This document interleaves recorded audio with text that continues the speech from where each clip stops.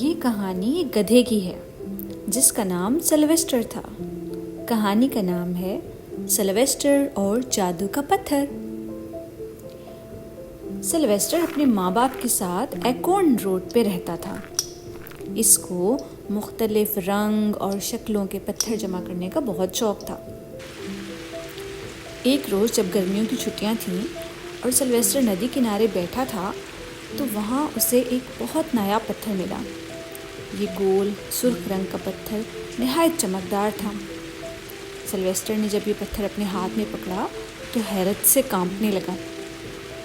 بارش ہو رہی تھی اور بارش کے قطرے اس کی کمر پہ زور زور سے گر رہے تھے۔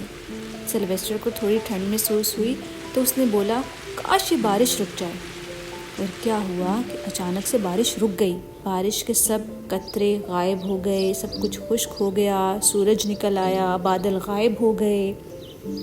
سلویسٹر کی کبھی کوئی خواہش اتنی جلدی پوری نہیں ہوئی تھی۔ اس کو لگنے لگا تھا کہ یہ ضرور اس پتھر کی وجہ سے ہے۔ وہ سوچنے لگا کہ میں اس کو دوبارہ آزماتا ہوں۔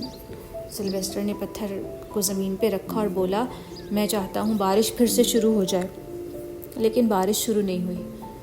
پھر سلویسٹر نے وہ پتھر اپنے ہاتھ میں پکڑ لیا اور ہاتھ میں پکڑ کے بولا کہ میں چاہتا ہوں بارش پھر سے شروع ہو جائے۔ ایک دم سے آسمان بادلوں سے بھر گیا، بجلی چمکنے لگی اور زور زور کی بارش ہونے لگی۔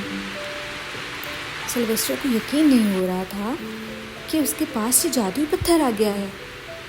وہ بولا کہ یہ تو بڑا خوش قسمت دن ہے اور اب تو اس سے میرے گھر والوں کی، ہمسایوں کی، دوستوں کی، سب کی خواہشات اس سے پوری ہو سکتی ہیں۔ سلویسٹر نے دوبارہ کہا، بارش رک جائے، اور بارش رک گئی اور سورج چمکنے لگا۔ پھر سلویسٹر نے بولا کہ میرے ٹخنے کا زخم ٹھیک ہو جائے، اور اس کے ٹخنے کا زخم ٹھیک ہو گیا۔ سلویسٹر سوچنے لگا کہ جب وہ اپنے ماں باپ کو اس پتھر کے بارے میں بتائے گا تو پہلے تو وہ اس کی بات کا یقین نہیں کریں گے، لیکن حیران ضرور ہوں گے۔ اس نے پتھر اپنے ہاتھ میں پکڑا اور خوشی خوشی گھر کی جانب چل پڑا۔ وہ اسٹرابیری ہل کے پاس پہنچا تو اس کو گھاس میں چھپا ہوا ایک بھوکا شیر نظر آیا۔ سلویسٹر نے جب شیر کو دیکھا تو کانپنے لگا۔ وہ بھول گیا تھا کہ اس کے پاس جادوئی پتھر ہے اور وہ اس جادوئی پتھر سے شیر کو کوئی تتلی، کیڑا، گھاس، کچھ بھی بنا سکتا تھا۔ لیکن وہ اتنا ڈر گیا کہ وہ کہنے لگا کہ کاش میں ایک پتھر ہوتا، اور وہ ایک دم سے پتھر بن گیا۔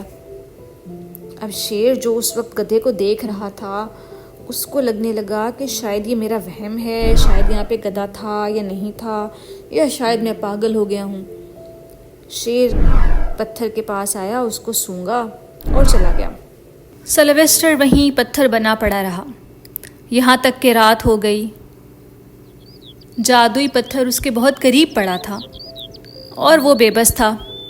کاش میں دوبارہ سلویسٹر بن جاؤں، لیکن اس خواہش کو پورا کرنے کے لیے جادوئی پتھر کو چھونا بہت ضروری تھا۔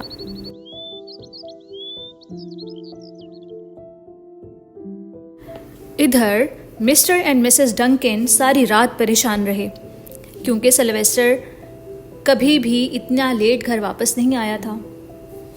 مسز ڈنکن ساری رات روتی رہیں اور مسٹر ڈنکن انہیں دلاسا دیتے رہے۔ وہ ساری رات جاگتے رہے کہ شاید صبح ہونے سے پہلے سلویسٹر لوٹ آئے، لیکن ایسا نہ ہوا۔ صبح ہوئی تو انہوں نے اپنے ہمسایوں سے پوچھنا شروع کیا کہ کیا انہوں نے کل سے سلویسٹر کو دیکھا ہے۔ سلویسٹر کے سبھی دوستوں سے پوچھا، لیکن کسی کو سلویسٹر کا اتا پتہ معلوم نہیں تھا۔ پھر وہ پولیس اسٹیشن گئے تاکہ پولیس ان کے بچے کو ڈھونڈ سکے۔ اس شہر کے سبھی کھوجی کتے ہر جگہ سلویسٹر کو ڈھونڈتے رہے۔ انہوں نے ہر درخت، پتھر، کونا کھدرا چھان مارا، لیکن انہیں سلویسٹر کہیں نہیں ملا۔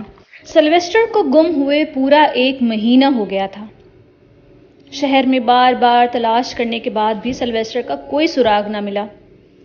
مسٹر اینڈ مسز ڈنکن نہیں جانتے تھے کہ اب کیا کیا جائے۔ شاید وہ پھر کبھی اپنے بیٹے سے مل سکیں گے کہ نہیں مل سکیں گے۔ دن رات گزرتے رہے، سلویسٹر سویا رہتا۔ اگر کبھی وہ جاگتا تو بہت اداس اور مایوس ہو جاتا۔ اسے یقین ہونے لگا تھا کہ وہ ہمیشہ اسی طرح پتھر بنا پڑا رہے گا۔ موسم بدلنے لگے، دن ٹھنڈے ہونے لگے، درختوں کے پتے گرنے لگے اور گھاس آہستہ آہستہ غائب ہونے لگی۔ یہ خزاں کا موسم تھا۔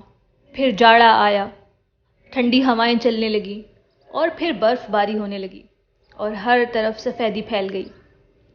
زیادہ تر جانور اپنے گھروں میں ہی رہتے۔ بہت سے جانور اپنا کھانا اپنے گھروں میں ذخیرہ کر لیتے ہیں تاکہ زیادہ سردی میں انہیں باہر نہیں نکلنا پڑے۔ لیکن ایک دن ایک بھیڑیا سلویسٹر پر بیٹھ کر چیخنے لگا۔ وہ کافی دیر تک چیختا رہا کیونکہ وہ بھوکا تھا۔ موسم پھر سے بدلنے لگا۔ سورج کی گرمی سے برف پگھل گئی، زمین سے گھاس نکلنے لگی، درختوں پر نئے پتے آنے لگے، نئے پھول بھی کھلنے لگے، گویا ہر طرف رنگ اور خوشبو پھیل گئی۔ موسم بدلا تو مسٹر ڈنکن نے سوچا کہ مسز ڈنکن کی اداسی دور کرنے کے لیے ان کو پکنک پر لے جایا جائے۔ مسٹر ڈنکن مسز ڈنکن کو لے کر اسٹرابیری ہل جاتے ہیں۔ وہاں پہنچ کر مسز ڈنکن ایک پتھر پر بیٹھ جاتی ہیں۔ پتھر پر بیٹھنے سے سلویسٹر جاگ جاتا ہے۔ وہ چیخنا چاہتا تھا کہ ماما پاپا، یہ میں ہوں آپ کا سلویسٹر، میں یہاں ہوں آپ کے پاس، لیکن وہ نہ بول سکا کیونکہ وہ ایک پتھر تھا۔ مسز ڈنکن اسی پتھر پر کھانا رکھنے لگیں اور مسٹر ڈنکن جو ادھر ادھر گھوم رہے تھے، اچانک ان کی نظر اس جادوئی پتھر پر پڑی۔ واہ، کتنا خوبصورت پتھر ہے! اگر سلویسٹر ہوتا تو وہ ضرور اسے اپنی کلیکشن میں رکھتا۔ یہ کہتے ہوئے مسٹر ڈنکن نے جادوئی پتھر کو بڑے پتھر کے اوپر رکھ دیا۔ وہ بیٹھ گئے۔ سلویسٹر اب پوری طرح جاگ رہا تھا۔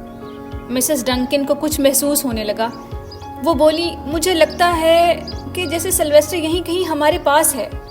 مجھے امید ہے سلویسٹر ابھی بھی زندہ ہے اور ہم سے زیادہ دور نہیں ہے۔ سلویسٹر کو یاد کر کے دونوں ماں باپ بہت دکھی ہو گئے۔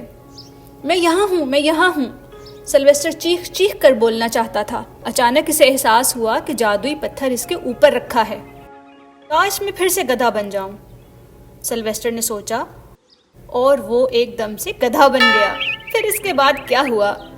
ماں باپ سلویسٹر کو دیکھ کر خوشی سے جھومنے لگے۔ سلویسٹر اپنے ماں باپ کو جادوئی پتھر کی کہانی سنانے لگا، اور جب وہ گھر پہنچے تو سلویسٹر نے اس جادوئی پتھر کو سنبھال کے رکھ دیا کہ شاید کبھی اس کی ضرورت پڑے، لیکن ابھی کے لیے اس سے زیادہ کوئی کیا خواہش کر سکتا ہے کہ سب فیملی اکٹھی ہو اور وہ سب ساتھ مل کے رہیں۔